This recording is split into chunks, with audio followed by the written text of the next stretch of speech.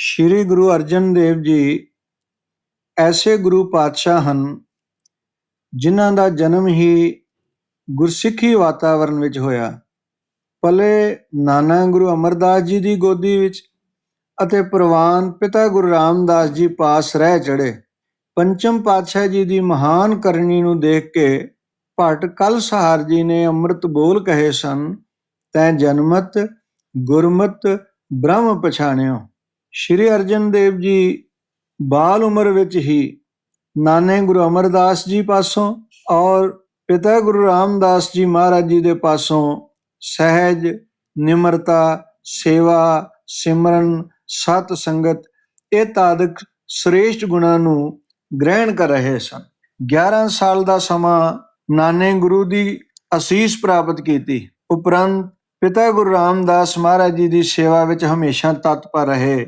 ਜਦੋਂ ਭਾਈ ਸਹਾਰੀ ਜੀ ਲਾਹੌਰ ਦੀ ਨਗਰੀ ਤੋਂ ਆਏ, ਜੋ ਕਿ ਧੰਨ ਗੁਰੂ ਰਾਮਦਾਸ ਮਹਾਰਾਜ ਜੀ ਦੇ ਤਾਏ ਦੇ ਪੁੱਤਰ ਹਨ, ਭਾਈ ਸਹਾਰੀ ਜੀ ਦੇ ਬੇਟੇ ਦੀ ਸ਼ਾਦੀ ਹੈ। ਗੁਰੂ ਰਾਮਦਾਸ ਮਹਾਰਾਜ ਜੀ ਨੂੰ ਹੱਥ ਜੋੜ ਕਹਿਣ ਲੱਗੇ, ਆਪ ਜੀ ਕਿਰਪਾ ਕਰੋ, ਇਸ ਖੁਸ਼ੀ ਭਰੇ ਅਵਸਰ ਵਿੱਚ ਆਪ ਜੀ ਸਾਡੇ ਨਾਲ ਜਾਣਾ ਕਰੋ। ਸਤਿਗੁਰੂ ਮਹਾਰਾਜ ਜੀ ਨੇ ਸਾਰੇ ਰੁਝੇਵਿਆਂ ਬਾਰੇ ਦੱਸਿਆ। ਜਦੋਂ ਇਹ ਗੱਲ ਸੁਣੀ, ਫਿਰ ਭਾਈ ਸਹਾਰੀ ਜੀ ਨੇ ਬੋਲ ਕਿਹਾ, ਅਗਰ ਆਪ ਨਹੀਂ ਤੇ ਆਪਣੇ ਬੱਚਿਆਂ ਨੂੰ ਇਸ ਖੁਸ਼ੀ ਭਰੇ ਅਵਸਰ ਤੇ ਭੇਜਣਾ ਕਰੋ। ਜਦੋਂ ਪ੍ਰਿਥੀ ਚੰਦ ਔਰ ਮਹਾਦੇਵ ਜੀ ਨੇ ਇਨਕਾਰੀ ਕੀਤੀ ਤਾਂ ਧੰਨ ਗੁਰੂ ਰਾਮਦਾਸ ਮਹਾਰਾਜ ਜੀ ਨੇ ਆਪਣੇ ਸਭ ਤੋਂ ਛੋਟੇ ਬੇਟੇ ਸ਼੍ਰੀ ਅਰਜਨ ਦੇਵ ਜੀ ਵੱਲ ਸਿਰਫ ਤੱਕਿਆ ਹੀ। ਮਾਨੋ ਪਿਤਾ ਗੁਰੂ ਰਾਮਦਾਸ ਦਾ ਤੱਕਣਾ ਹੀ ਇਸ ਗੱਲ ਦਾ ਲਖਾਇਕ ਸੀ ਕਿ ਸ਼੍ਰੀ ਅਰਜਨ, ਤੁਸਾਂ ਨੂੰ ਇਸ ਖੁਸ਼ੀ ਭਰੇ ਅਵਸਰ ਤੇ ਜਾਣਾ ਪਏਗਾ। ਜਦੋਂ ਪਿਤਾ ਦੇ ਬੋਲ ਕੰਨਾਂ ਵਿੱਚ ਪਏ, ਹੱਥ ਜੋੜ ਬੇਨਤੀ ਕੀਤੀ, ਪਿਤਾ ਜੀ ਆਪ ਮੇਰੇ ਤੇ ਕਿਰਪਾ ਕਰਕੇ ਮੈਨੂੰ ਖੁਸ਼ੀ ਭਰੇ ਅਵਸਰ ਤੇ ਭੇਜ ਰਹੇ ਹੋ। ਮੈਂ ਬੇਨਤੀ ਕਰਾਂ, ਅਗਰ ਜਿਸ ਜਗ੍ਹਾ ਤੇ ਜਾਣ ਵਿੱਚ ਜੀਵਨ ਵੀ ਸੰਸ਼ੇ ਵਿੱਚ ਹੋਵੇ, ਉਸ ਜਗ੍ਹਾ ਤੇ ਪ੍ਰਾਣ ਤਿਆਗਣ ਲੱਗਿਆ ਮੈਂ ਰਤੀ ਭਰ ਵੀ ਦੇਰੀ ਨਾ ਲਾਵਾਂ। ਆਪ ਮੈਨੂੰ ਆਗਿਆ ਕਰੋ। ਤੇ ਕੈਸੇ ਬੋਲ ਹਨ, ਇਹ ਤੋ ਸੁਗਮ ਕਾਜ ਮੈਂ ਮੋਏ, ਪਠੋ ਆਪ ਜਹ ਆਨੰਦ ਹੋਏ। ਜਹ ਜਾਵਨ ਮੈਂ ਜੀਵਨ ਸੰਸੈ, ਤੈ ਆਇਸ ਮੁਝ ਦਿਓ ਨਿਸੰਸੇ। ਦੇਰ ਨਾ ਕਰੋ ਪਿਤਾ ਜੀ ਉਹਾਂ, ਪ੍ਰਾਨ ਦਿਓ ਮੈਂ ਤੂਰਨ ਤਹਾਂ। ਜਦੋਂ ਇਹ ਬੋਲ ਧੰਨ ਗੁਰੂ ਰਾਮਦਾਸ ਮਹਾਰਾਜ ਜੀ ਨੇ ਸੁਣੇ ਨਾ, ਤੇ ਮੁਖਾਰ ਬਿੰਦ ਤੋਂ ਪਿਆਰ ਵਿੱਚ ਇੱਕ ਬੋਲ ਨਿਕਲਿਆ, ਵਾਹ। ਮਾਨੋ ਇੱਕ ਅਸੀਸ ਸੀ। ਭਾਈ ਸਹਾਰੀ ਜੀ ਦੇ ਨਾਲ ਜਾਣ ਵਾਸਤੇ ਤਿਆਰ ਹੋਏ। ਪਿਤਾ ਦੀ ਆਗਿਆ ਔਰ ਪੂਜਨੀਕ ਮਾਤਾ ਜੀ ਦੀ ਆਗਿਆ ਲੈ ਕੇ ਭਾਈ ਸਹਾਰੀ ਜੀ ਦੇ ਨਾਲ ਜਦੋਂ ਜਾਣ ਲੱਗੇ, ਤੇ ਪਿਤਾ ਗੁਰੂ ਰਾਮਦਾਸ ਮਹਾਰਾਜ ਜੀ ਨੇ ਇੱਕ ਬੋਲ ਕਿਹਾ, ਕਹਿਣ ਲੱਗੇ, ਬੇਟਾ 1 ਮਹੀਨਾ ਇਹਨਾਂ ਦੇ ਘਰ ਖੁਸ਼ੀ ਭਰੇ ਅਵਸਰ ਵਿੱਚ ਵਿਚਰਨਾ, ਉਪਰੰਤ ਮੇਰੇ ਜਨਮ ਸਥਾਨ ਤੇ ਰੋਜ਼ਾਨਾ ਹੀ ਸੰਗਤ ਕਰਨੀ, ਸਤ ਸੰਗਤ ਵਿੱਚ ਰੱਬੀ ਨਾਮ ਨੂੰ ਆਪ ਗ੍ਰਹਿਣ ਕਰਨਾ ਔਰ ਸੰਗਤ ਨੂੰ ਪ੍ਰੇਰਨਾ। ਇਸੇ ਤਰ੍ਹਾਂ ਹੀ ਕੀਤਾ ਗਿਆ। 1 ਮਹੀਨਾ ਖੁਸ਼ੀ ਦੇ ਅਵਸਰਾਂ ਵਿੱਚ ਵਿਚਰਦਿਆਂ ਉਪਰੰਤ ਬਾਅਦ ਵਿੱਚ ਨੇਮ ਨਾਲ ਗੁਰੂ ਘਰ ਦੀ ਸੰਗਤ ਸ਼ੁਰੂ ਹੋਈ। ਕਈ ਮਹੀਨੇ ਬਤੀਤ ਹੋ ਗਏ। ਮਨ ਵਿੱਚ ਦਰਸ਼ਨਾਂ ਦੀ ਤਾਂਘ, ਸੇਵਾ ਦੀ ਤਾਂਘ ਪ੍ਰਫੁੱਲਤ ਹੋ ਰਹੀ ਹੈ। ਮਾਨੋ ਦਰਸ਼ਨਾਂ ਦੀ ਤਾਂਘ ਹੱਦਾਂ ਟੱਪਣ ਲੱਗੀ ਤਾਂ ਆਪ ਜੀ ਨੇ ਚਾਤ੍ਰਿਕ ਦੀ ਇੱਕ ਤਸਵੀਰ ਕਾਗਜ਼ ਤੇ ਬਣਾ ਕੇ ਗੁਰਸਿੱਖ ਦੇ ਹੱਥ ਅੰਮ੍ਰਿਤਸਰ ਸਾਹਿਬ ਵਿਖੇ ਭੇਜੀ। ਧੰਨ ਗੁਰੂ ਰਾਮਦਾਸ ਜੀ ਨੇ ਉੱਤਰ ਵਜੋਂ ਮੇਘਬਾਣ ਲਿਖ ਵਾਪਸ ਭੇਜ ਦਿੱਤੀ।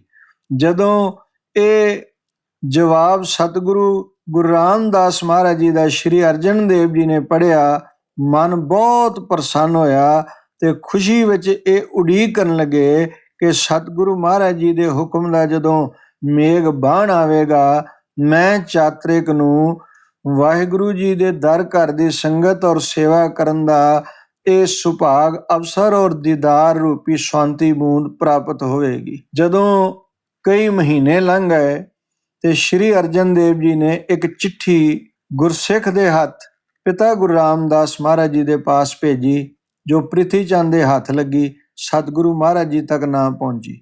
ਦੂਸਰੀ ਚਿੱਠੀ ਵੀ ਪ੍ਰਿਥੀ ਚੰਦ ਦੇ ਹੱਥ ਲੱਗੀ, ਪਰ ਸਤਿਗੁਰੂ ਮਹਾਰਾਜ ਜੀ ਤੱਕ ਨਾ ਪਹੁੰਚ ਸਕੀ।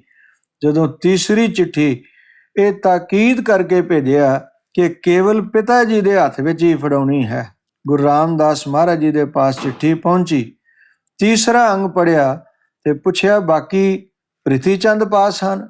ਪ੍ਰਿਥੀ ਚੰਦ ਨੂੰ ਪੁੱਛਿਆ, ਪਰ ਉਸ ਨੇ ਗਿਲੇ ਨਾਲ ਜਵਾਬ ਦਿੱਤਾ। ਜੁਗਤ ਨਾਲ ਸਤਿਗੁਰੂ ਮਹਾਰਾਜ ਜੀ ਨੇ ਉਹ ਚਿੱਠੀਆਂ ਪ੍ਰਾਪਤ ਕੀਤੀਆਂ ਔਰ ਬਾਬਾ ਬੁੱਢਾ ਸਾਹਿਬ ਜੀ ਨੂੰ ਭੇਜਿਆ ਕਿ ਸ਼੍ਰੀ ਅਰਜਨ ਦੇਵ ਜੀ ਨੂੰ ਲਾਹੌਰ ਤੋਂ ਵਾਪਸ ਲੈ ਕੇ ਆਓ।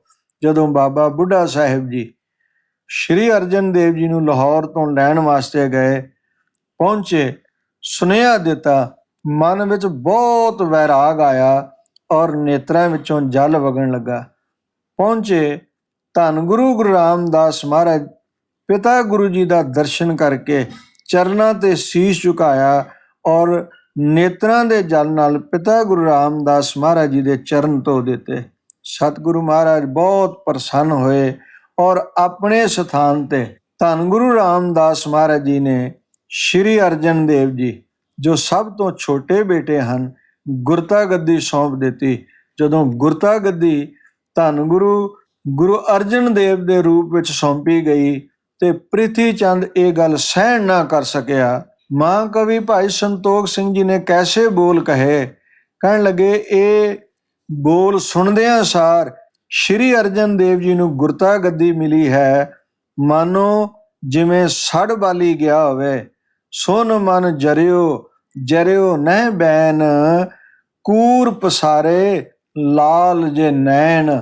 ਅੱਖਾਂ ਲਾਲ ਕਰਕੇ ਧੰਨ ਗੁਰੂ ਰਾਮਦਾਸ ਮਹਾਰਾਜ ਜੀ ਦੇ ਨਾਲ ਝਗੜਾ ਕਰਨ ਲਈ ਆਇਆ ਤਾਂ ਧੰਨ ਗੁਰੂ ਰਾਮਦਾਸ ਮਹਾਰਾਜ ਜੀ ਨੇ ਬੋਲ ਕਿਹਾ, ਕਹਿਣ ਲੱਗੇ, ਬੇਟਾ, ਜਨਮ ਦੇਣ ਵਾਲੇ ਮਾਂ-ਬਾਪ ਨਾਲ ਝਗੜਾ ਕਰਨਾ ਸਭ ਤੋਂ ਵੱਡਾ ਪਾਪ ਹੈ। ਕਾਹੇ ਪੂਤ ਝਗਰਤ ਹਉ ਸੰਗ ਬਾਪ, ਜਿਨ ਕੇ ਜਣੇ ਬਡੀਰੇ ਤੁਮ ਹੋ, ਤਿਨ ਸਿਉ ਝਗਰਤ ਪਾਪ।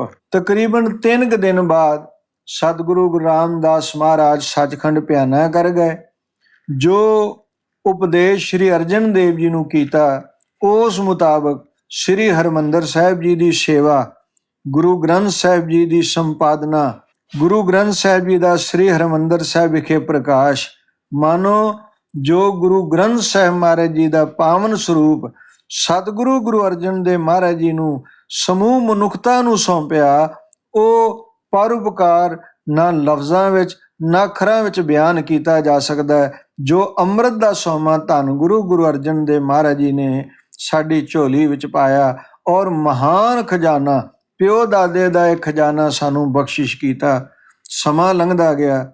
ਸਮੇਂ ਦੀ ਹਕੂਮਤ ਦਾ ਬਾਦਸ਼ਾਹ ਜਹਾਂਗੀਰ, ਉਹ ਵੀ ਗੁਰੂ ਘਰ ਦਾ ਵਿਰੋਧੀ ਸੀ, ਕਿਉਂਕਿ ਗੁਰੂ ਘਰ ਦੀ ਜਿਹੜੀ ਸ਼ੋਭਾ ਹੈ ਉਹ ਹਰ ਪਾਸੇ ਪ੍ਰਫੁੱਲਤ ਹੋ ਰਹੀ ਸੀ। ਦੂਸਰੇ ਪਾਸੇ ਦੀਵਾਨ ਚੰਦੂ, ਜਿਸ ਦੀ ਧੀ ਦਾ ਰਿਸ਼ਤਾ ਸ਼੍ਰੀ ਹਰਗੋਬਿੰਦ ਸਾਹਿਬ ਜੀ ਨਾਲ ਹੋਣਾ ਸੀ, ਪਰ ਸੰਗਤ ਦੇ ਕਹਿਣ ਤੇ ਇਹ ਰਿਸ਼ਤਾ ਮੋੜ ਦਿੱਤਾ ਗਿਆ। ਇਹ ਵੀ ਕ੍ਰੋਧ ਵਿੱਚ ਭਰਿਆ ਹੋਇਆ ਹੈ। ਮੁਰਤਜ਼ਾ ਖਾਂ, ਸ਼ੇਖ ਅਹਿਮਦ ਸਰਹੱਦੀ, ਇਹ ਸਾਰੇ ਜਿਹੜੇ ਵਾਤਾਵਰਨ ਸਨ ਉਹ ਗੁਰੂ ਘਰ ਦੇ ਵਿਰੋਧੀ ਬਣਦੇ ਜਾ ਰਹੇ ਸਨ। ਜਦੋਂ ਸਾਰੇ ਪਾਸੇ ਦਾ ਵਾਤਾਵਰਨ ਵਿਰੋਧੀ ਹੋਇਆ, ਇੱਧਰ ਭਰਾ ਪ੍ਰਿਥੀ ਚੰਦ ਉਹ ਵੀ ਵਿਰੋਧਤਾ ਕਰ ਰਿਹਾ ਔਰ ਸਮੇਂ ਦੀ ਹਕੂਮਤ ਪਾਸ ਪਹੁੰਚ ਕਰਨਾ ਚਾਹੁੰਦਾ ਹੈ। ਕਦੀ ਸੁਲਹੀ ਖਾਂ, ਕਦੀ ਸੁਲਭੀ ਖਾਂ, ਇਹਨਾਂ ਨਾਲ ਮੇਲ ਮਿਲਾਪ ਕਰਦਾ ਹੈ ਔਰ ਸੈਨਾ ਲੈ ਕੇ ਗੁਰੂ ਘਰ ਤੇ ਚੜਾਉਣਾ ਚਾਹੁੰਦਾ ਹੈ ਵੀ ਇਹ ਗੁਰੂ ਅਰਜਨ ਦੇਵ ਮਹਾਰਾਜ ਜੀ ਨੂੰ ਕਾਬੂ ਕਰਕੇ ਮੈਨੂੰ ਗੁਰਤਾ ਗੱਦੀ ਦਿਵਾਉਣ। ਪਰ ਸੁਲਹੀ ਖਾਂ ਵੀ ਚਲਾ ਗਿਆ, ਸੁਲਭੀ ਖਾਂ ਵੀ ਚਲਾ ਗਿਆ, ਕਿਸੇ ਦਾ ਮਨਸੂਬਾ ਪੂਰਾ ਨਾ ਹੋ ਸਕਿਆ। ਤੋਜ ਕੇ ਜਹਾਂਗੀਰੀ ਵਿੱਚ ਜਹਾਂਗੀਰ ਨੇ ਲਿਖਤ ਕੀਤੀ ਕਿ ਬਿਆਸਾ ਦੇ ਕੰਢੇ ਤੇ ਸ਼੍ਰੀ ਅਰਜਨ ਝੂਠ ਦੀ ਦੁਕਾਨ ਚਲਾ ਰਿਹਾ ਹੈ। ਮੈਂ ਇਸ ਦੁਕਾਨ ਨੂੰ ਬੰਦ ਕਰਨਾ ਚਾਹੁੰਦਾ, ਕਿਉਂਕਿ ਬਹੁਤ ਸਾਰੇ ਭੋਲੇ ਭਾਲੇ ਹਿੰਦੂ ਔਰ ਮੁਸਲਮਾਨ ਇਸ ਦੇ ਚੱਕ ਚਕਾ ਤੇ ਇਸ ਦੇ ਧਰਮ ਵਿੱਚ ਸ਼ਮੂਲੀਅਤ ਕਰ ਰਹੇ ਹਨ। ਇਹ ਵੀ ਵਿਰੋਧੀ ਹੈ। ਦੂਸਰੇ ਪਾਸੇ ਦੀਵਾਨ ਚੰਦੂ ਵੀ ਇਸ ਗੱਲ ਦਾ ਵਿਰੋਧ ਕਰ ਰਿਹਾ ਹੈ। ਉਹ ਚਾਹੁੰਦਾ ਹੈ ਕਿ ਕੋਈ ਨਾ ਕੋਈ ਐਸਾ ਢੰਗ ਅਪਣਾ ਕੇ ਮੈਂ ਸ਼੍ਰੀ ਅਰਜਨ ਦੇਵ ਨੂੰ ਕਾਬੂ ਕਰਕੇ ਤਸੀਹੇ ਦੇ ਕੇ ਮੌਤ ਦੇ ਘਾਟ ਉਤਾਰ ਦਿਆਂ। ਉਧਰ ਸਤਿਗੁਰੂ ਗੁਰੂ ਅਰਜਨ ਦੇਵ ਮਹਾਰਾਜ ਸਾਰੇ ਮਹਾਨ ਕਾਰਜ ਕਰਦੇ ਜਾ ਰਹੇ ਨੇ। ਰਾਤ ਦਾ ਸਮਾਂ ਹੈ, ਪ੍ਰਸ਼ਾਦਾ ਛਕਿਆ ਹੈ। ਪ੍ਰਸ਼ਾਦਾ ਛਕ ਕੇ ਆ ਮੰਜੇ ਤੇ ਬਿਰਾਜਮਾਨ ਹੋਏ। ਕੋਲ ਸੁਪਤਨੀ ਸ਼੍ਰੀ ਗੰਗਾ ਜੀ ਬੜੇ ਅਦਬ ਔਰ ਪਿਆਰ ਨਾਲ ਆ ਕੇ ਬੈਠੀ, ਜਿਸ ਦਾ ਜ਼ਿਕਰ ਮਾਂ ਕਵੀ ਜੀ ਨੇ ਇਸ ਤਰ੍ਹਾਂ ਕੀਤਾ। ਕਹਿਣ ਲੱਗੇ, ਸਾਧਵੀ ਸ਼੍ਰੀ ਗੰਗਾ ਚਲ ਆਈ, ਬੈਠੀ ਨਿਕਟ ਦੇਖ ਸੁਖ ਪਾਈ। ਧੰਨ ਗੁਰੂ ਅਰਜਨ ਦੇਵ ਮਹਾਰਾਜ, ਪਤੀ ਗੁਰੂ ਅਰਜਨ ਦੇਵ ਮਹਾਰਾਜ ਜੀ ਦਾ ਦਰਸ਼ਨ ਕਰਕੇ ਬਹੁਤ ਸੁਖ ਪ੍ਰਾਪਤ ਕਰ ਰਹੀ ਹੈ। ਅਚਾਨਕ ਸ਼੍ਰੀ ਅਰਜਨ ਤਬ ਬਾਤ ਬਖਾਨੀ, ਸੁਨੋ ਆਰਜੇ ਭਾਗ ਮਹਾਨੀ। ਵੱਡਿਆਂ ਭਾਗਾਂ ਵਾਲੀ ਗੰਗਾ, ਮੇਰਾ ਬੋਲ ਧਿਆਨ ਨਾਲ ਸੁਣ। ਤੇ ਕੀ ਆਖਿਆ? ਕਹਿਣ ਲੱਗੇ, ਲਵਪੁਰ ਕੋ ਹਮ ਕਰੇ ਪਿਆਨਾ, ਹੋਤ ਪ੍ਰਾਤ ਨਿਸ਼ਚੇ ਹੋਏ ਜਾਣਾ। ਇਹ ਹੁਣ ਪੱਕਾ ਫੈਸਲਾ ਹੈ ਕਿ ਸਵੇਰ ਹੁੰਦਿਆਂ ਮੈਂ ਲਾਹੌਰ ਵੱਲ ਰਵਾਨਾ ਹੋਵਾਂਗਾ। ਔਰ ਨਾਲ ਬੋਲ ਕਿਹਾ, ਕਹਿਣ ਲੱਗੇ, ਤਵ ਸੁਤ ਸਗਲ ਕਾਜ ਕੋ ਸਿਆਨਾ, ਧਰਮ ਧੀਰ ਧਰ ਧਰਨ ਸਮਾਨਾ। ਤੇਰਾ ਪੁੱਤਰ ਹੁਣ ਹਰ ਪਹਿਲੂ ਤੋਂ ਸਿਆਣਾ ਹੈ ਔਰ ਧੀਰਜਵਾਨ ਹੈ। ਹਰ ਆਉਣ ਵਾਲੇ ਮੁਸ਼ਕਲ ਕਾਰਜ ਵਿੱਚ ਉਹ ਧੀਰਜਵਾਨ ਹੋ ਕੇ ਡਟ ਕੇ ਉਸ ਦਾ ਮੁਕਾਬਲਾ ਕਰੇਗਾ। ਨਹੀਂ ਸਦੀਵ ਦੇ ਇਹ ਰਹੇ, ਜਾਂ ਤੇ ਸੁਮਤ ਸਨੇਹ ਨਾ ਗਏ। ਇਹ ਸਰੀਰ ਸਦੀਵ ਰਹਿਣ ਵਾਲਾ ਨਹੀਂ, ਇਸ ਲਈ ਰੱਬੀ ਪਿਆਰ ਵਾਲੇ ਸਰੀਰ ਨਾਲ ਹੇਤ ਨਹੀਂ ਕਰਦੇ। ਜਦੋਂ ਇਹ ਬੋਲ ਮਾਤ ਗੰਗਾ ਜੀ ਨੇ ਆਪਣੇ ਪਤੀ ਦੇ ਸਰਵਣ ਕਰਨੇ ਕੀਤੇ, ਹੈਰਾਨ ਰਹਿ ਗਏ। ਕਹਿਣ ਲੱਗੇ, ਤੁਸਾਂ ਨੇ ਤੇ ਮਹਾਨ ਕਾਰਜ ਕਰਨੇ ਨੇ, ਪਰ ਸਤਿਗੁਰੂ ਜੀ ਨੇ ਬੋਲ ਆਖਿਆ, ਹੁਣ ਇਹ ਫੈਸਲਾ ਪੱਕਾ ਹੈ ਕਿ ਸਵੇਰ ਹੁੰਦਿਆਂ ਲਾਹੌਰ ਰਵਾਨਾ ਹੋਣਾ ਹੈ। ਸਵੇਰ ਹੋ ਗਈ। ਗੁਰੂ ਅਰਜਨ ਦੇਵ ਮਹਾਰਾਜ, ਬਾਬਾ ਬੁੱਢਾ ਸਾਹਿਬ, ਭਾਈ ਗੁਰਦਾਸ ਜੀ, ਇਹਨਾਂ ਸਾਰਿਆਂ ਦੀ ਡਿਊਟੀ ਲਾ ਕੇ ਸ਼੍ਰੀ ਹਰਗੋਬਿੰਦ ਜੀ ਵੀ ਕੋਲ ਖੜੇ ਹਨ।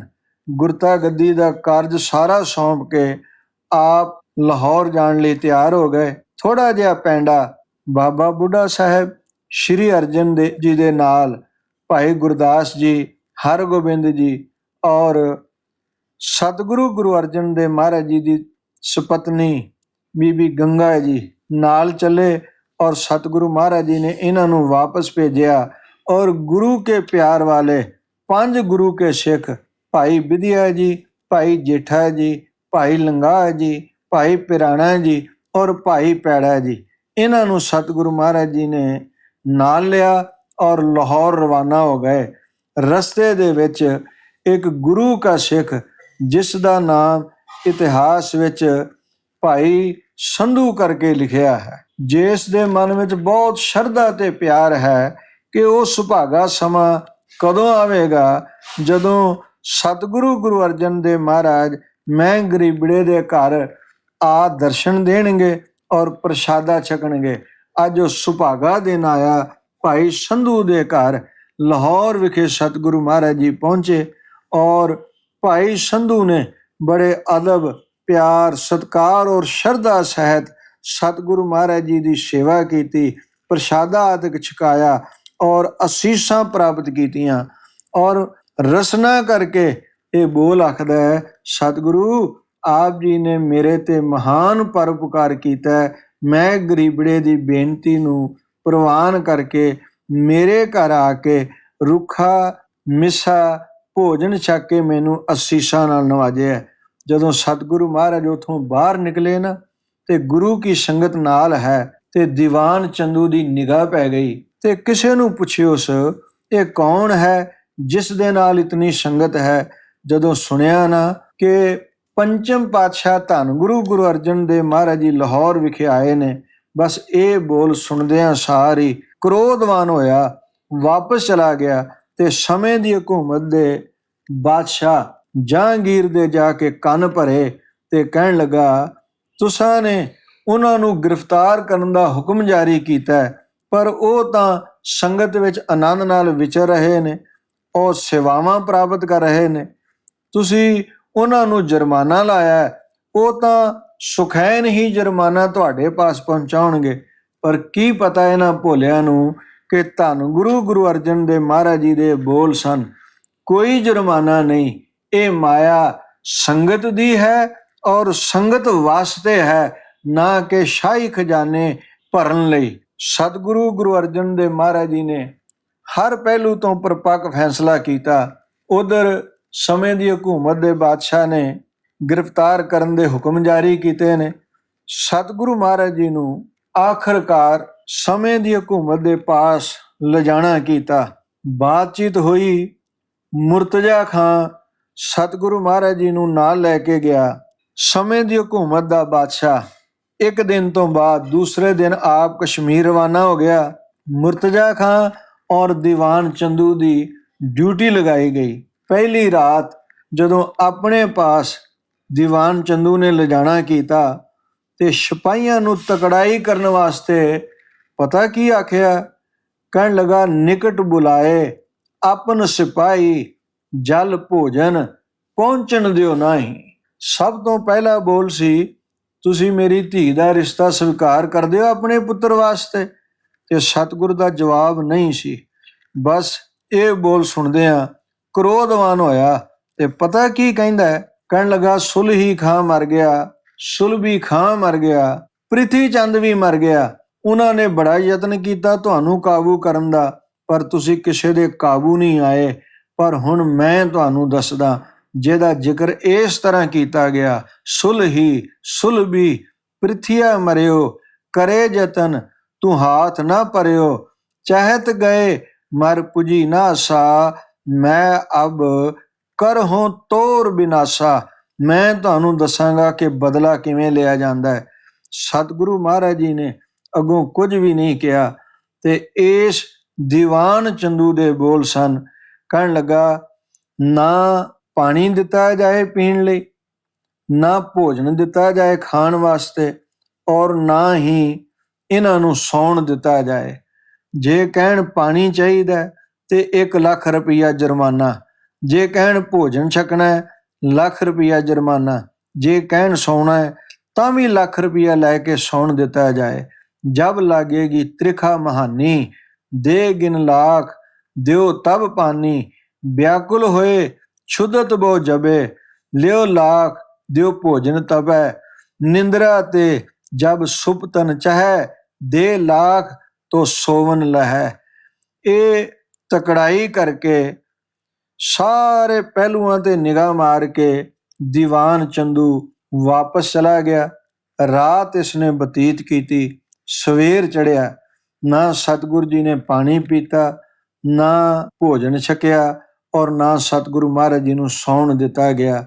ਅਗਲੀ ਸਵੇਰ ਇਸ ਨੇ ਫਿਰ ਬਾਤਚੀਤ ਕੀਤੀ। ਸਤਿਗੁਰੂ ਨੇ ਇਸ ਨੂੰ ਕੋਈ ਜਵਾਬ ਨਹੀਂ ਦਿੱਤਾ ਤੇ ਕ੍ਰੋਧਵਾਨ ਹੋ ਕੇ ਅਹਿਲਕਾਰਾਂ ਨੂੰ ਪਤਾ ਕੀ ਆਖਦਾ?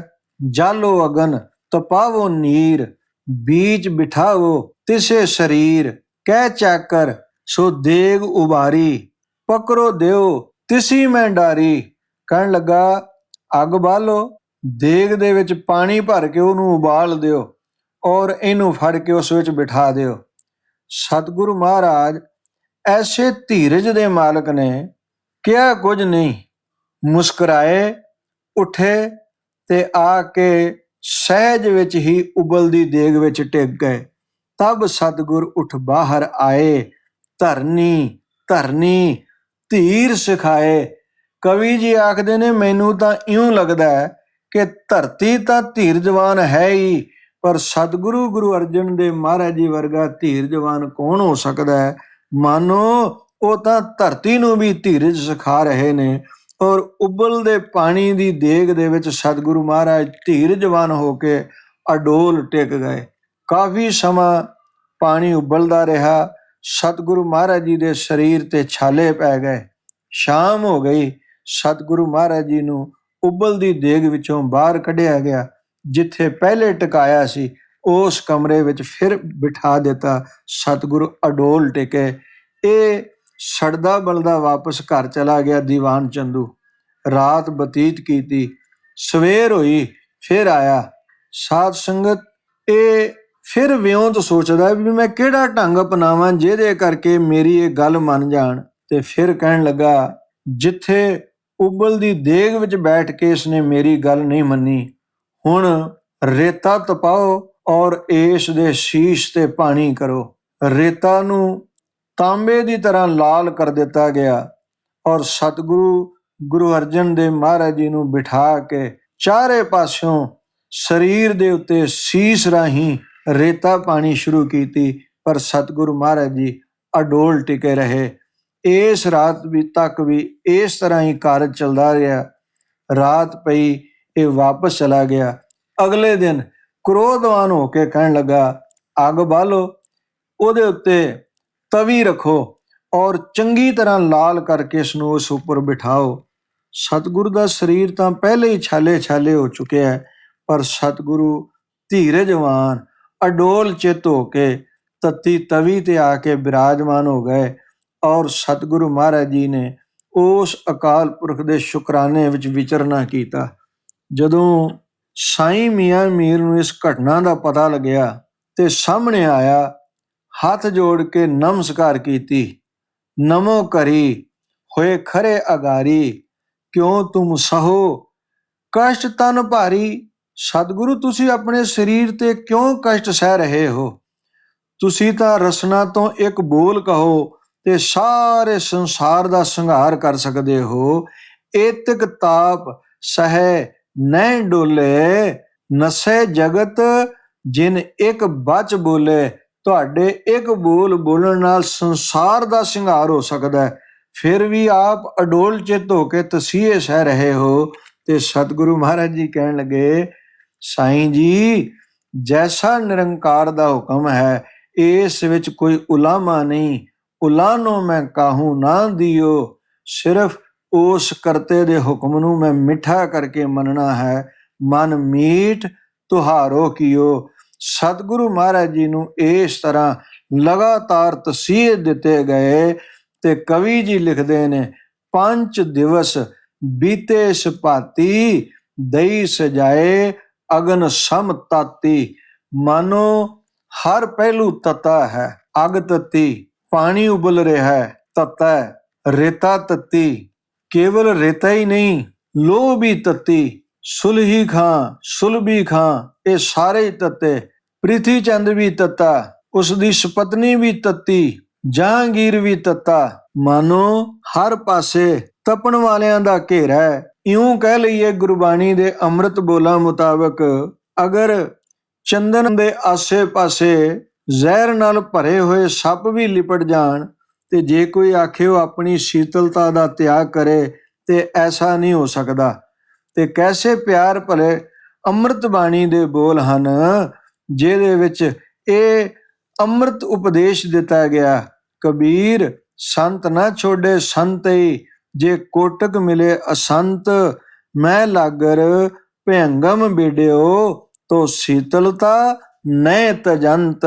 ਚੰਦਨ ਆਪਣੀ ਸ਼ੀਤਲਤਾ ਦਾ ਤਿਆਗ ਨਹੀਂ ਕਰਦਾ। ਮਾਨੋ ਹਰ ਪਹਿਲੂ ਤੱਤਾ ਹੈ, ਪਰ ਬਲਿਹਾਰ ਜਾਈਏ ਸਤਿਗੁਰੂ ਮਹਾਰਾਜ ਜੀ ਦੀ ਅੰਮ੍ਰਿਤ ਬਾਣੀ ਤੋਂ, ਜਿਹੜੀ ਇਹ ਦਰਸਾ ਰਹੀ ਹੈ ਕਿ ਹਰ ਪਹਿਲੂ ਤੋਂ ਅਗਨ ਵਿੱਚ ਘਿਰਿਆ ਹੋਇਆ ਵਿਅਕਤੀ ਵੀ ਕਿਸ ਤਰ੍ਹਾਂ ਬਨਸਪਤੀ ਵਾਂਗੂ ਖਿੜ ਸਕਦਾ ਹੈ ਔਰ ਸਾਗਰ ਵਰਗਾ ਵਿਸ਼ਾਲ ਹੋਣ ਦੇ ਬਾਵਜੂਦ ਵੀ ਆਪਣੇ ਆਪ ਨੂੰ ਕਿਵੇਂ ਸੰਕੋਚ ਕੇ ਰੱਖ ਸਕਦਾ ਹੈ। ਤੇ ਸਤਿਗੁਰੂ ਜੀ ਦੇ ਅੰਮ੍ਰਿਤ ਬੋਲ, ਭੀਤਰ ਅਗਨ ਬਨਸਪਤ ਮੌਲੀ, ਸਾਗਰ ਪੰਡੇ ਪਾਇਆ, ਚੰਦ ਸੂਰਜ ਦੋਏ ਘਰ ਹੀ ਭੀਤਰ, ਐਸਾ ਗਿਆਨ ਨਾ ਪਾਇਆ। ਮਾਨੋ ਐਸੇ ਗਿਆਨ ਦੇ ਪਾਉਣਹਾਰ, ਪ੍ਰਤੱਖ ਹਰ ਧੰਨ ਗੁਰੂ ਅਰਜਨ ਦੇਵ ਮਹਾਰਾਜ ਜੀ, ਜਿਨ੍ਹਾਂ ਨੇ ਹਰ ਪਹਿਲੂ ਤੋਂ ਆਪਣੇ ਆਪ ਨੂੰ ਸ਼ਾਂਤ ਚਿੱਤ ਰੱਖਿਆ ਔਰ ਅਖੀਰਲੇ ਸਮੇਂ ਰਾਵੀ ਦੇ ਕੰਢੇ ਤੇ ਜਾ ਕੇ ਇਸ਼ਨਾਨ ਕੀਤਾ, ਅੰਮ੍ਰਿਤ ਬਾਣੀ ਪੜ੍ਹੀ ਔਰ ਸੱਚਖੰਡ ਭਿਆਨਾ ਕਰ ਗਏ। ਤੇ ਜੇ ਧੰਨ ਗੁਰੂ ਅਰਜਨ ਦੇਵ ਮਹਾਰਾਜ ਜੀ ਦੇ ਜੀਵਨ ਵਾਲੇ ਇੱਕ ਝਾਤ ਮਾਰ ਲਈਏ ਤੇ ਸਤਿਗੁਰ ਦੇ ਅੰਦਰ ਕੈਸੀਆਂ ਰਹਿਮਤਾਂ ਸਮਾਈਆਂ ਨੇ। ਸਤ ਰੂਪ, ਸਤ ਨਾਮ, ਸਤ ਸੰਤੋਖ ਧਰਿਓਰ, ਆਦ ਪੁਰਖ ਪ੍ਰਤੱਖ, ਲਿਖਿਓ ਅਛਰ ਮਸਤਕ ਧੁਰ। ਪ੍ਰਗਟ ਜੋਤ ਜਗਮਗੇ, ਤੇਜ ਭੂ ਮੰਡਲ ਛਾਇਓ, पारस परस परस परस गुर गुरु कहायो, भन मथरा मूरत सदा थिर, लाए चित सन्मुख रहो, कल जुग जहाज बलिहार जाइए। कहन लगे धन गुरु गुरु अर्जन देव महाराज जी ने सतनाम सत संतोख धीरज ये सारे श्रेष्ठ गुण और सदा थिर रहने वाले परमेश्वर ਨੂੰ ਆਪਣੇ ਅੰਦਰ ਟਿਕਾ ਕੇ ਰੱਖਿਆ ਹੈ। ਮਾਨੋ ਧੰਨ ਗੁਰੂ ਗੁਰੂ ਅਰਜਨ ਦੇਵ ਮਹਾਰਾਜ ਜੀ ਕਲਯੁਗੀ ਜਹਾਜ਼ ਹਨ। हे ਸੰਸਾਰ ਦੇ ਲੋਗੋ, ਐਸੇ ਧੰਨ ਗੁਰੂ ਗੁਰੂ ਅਰਜਨ ਦੇਵ ਮਹਾਰਾਜ ਜੀ ਜੋ ਕਲਯੁਗੀ ਜਹਾਜ਼ ਹਨ, ਉਹਨਾਂ ਦੇ ਚਰਨਾਂ ਵਿੱਚ ਜੁੜ ਕੇ ਸੰਸਾਰ ਸਾਗਰ ਤੋਂ ਪਾਰ ਹੋਈਏ। ਕਲਯੁਗ ਜਹਾਜ਼ ਅਰਜਨ ਗੁਰੂ ਸਗਲ ਸ੍ਰੇਸ਼ਟ ਲਗ ਵੇ ਤਰੋ। ਧੰਨ ਗੁਰੂ ਗੁਰੂ ਅਰਜਨ ਦੇਵ ਮਹਾਰਾਜ ਜੀ ਨੇ ਸਾਨੂੰ ਦਰਸਾਇਆ ਕਿ ਕਿਸ ਤਰ੍ਹਾਂ ਤੱਤੀ ਤਵੀ ਤੇ ਬੈਠ ਕੇ ਵੀ ਸ਼ੀਤਲ ਰਿਹਾ ਜਾ ਸਕਦਾ। ਮਾਨੋ ਗੁਰਬਾਣੀ ਨਾਲ ਜੁੜੀਏ, ਗੁਰਬਾਣੀ ਦੇ ਉਪਦੇਸ਼ ਨੂੰ ਹਿਰਦੇ ਵਿੱਚ ਵਸਾ ਕੇ ਅਰਦਾਸ ਕਰੀਏ, ਸਤਿਗੁਰੂ ਸਾਨੂੰ ਵੀ ਸਹਿਜ ਸੰਤੋਖ ਔਰ ਸ਼ੀਤਲਤਾ ਵਾਲੇ ਸੁਭਾਅ ਵਿੱਚ ਵਿਚਰਨ ਦਾ ਉਪਦੇਸ਼ ਦ੍ਰਿੜ ਕਰਾਓ। ਸਤਿਗੁਰੂ ਮਹਾਰਾਜ ਜੀ ਦੀ ਮਹਾਨ ਸ਼ਹਾਦਤ ਨੂੰ ਕੋਟਾਨ ਕੋਟ ਪ੍ਰਣਾਮ ਹੈ। ਵਾਹਿਗੁਰੂ ਜੀ ਕਾ ਖਾਲਸਾ, ਵਾਹਿਗੁਰੂ ਜੀ ਕੀ ਫਤਿਹ।